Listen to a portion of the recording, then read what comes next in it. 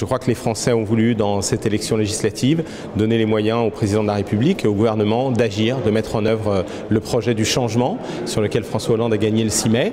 Je pense que les premiers pas du gouvernement ont convaincu et que les Français ont voulu s'assurer que cette politique allait pouvoir être maintenant soutenue à l'Assemblée.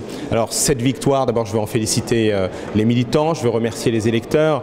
Elle est aussi une victoire du rassemblement de la gauche, puisqu'il fallait qu'au second tour, à chaque fois, on se retrouve derrière le candidat qui était qualifié, qui était arrivé en tête, et les électeurs de gauche l'ont fait au profit du candidat socialiste, du candidat écologiste, du candidat front de gauche, qui permettait de l'emporter.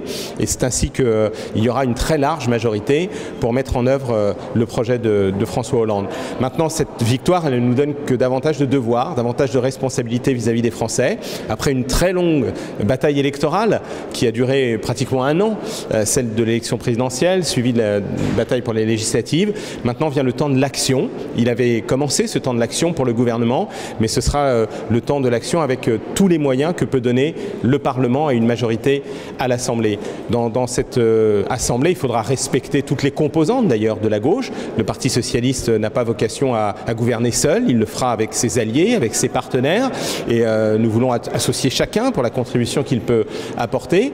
Et puis il faudra aussi respecter l'opposition. Nous voulons une pratique du pouvoir différente. Mais surtout, il faudra respecter dans le pays la société, les syndicats, les fameux corps intermédiaires, les associations. C'est-à-dire réformer pour respecter le mandat qui a été donné par les Français à cette majorité, au président, mais en concertation, en dialogue en permanence avec la société, en ne pensant pas que dialoguer, que concerter, c'est perdre du temps. C'est au contraire s'assurer que le changement correspondra bien aux attentes et sera efficace et sera inscrit dans la durée.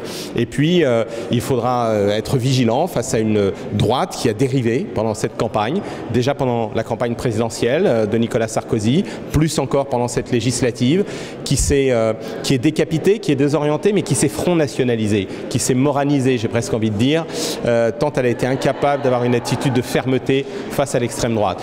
Et donc, il faudra que la gauche soit encore plus rassemblée, encore plus unie pour défendre les valeurs républicaines, le rassemblement, refuser la stigmatisation, la division, le poison de la haine que l'extrême droite a essayé d'inoculer dans le débat politique et qui malheureusement, ce poison a commencé à contaminer une partie de l'UMP.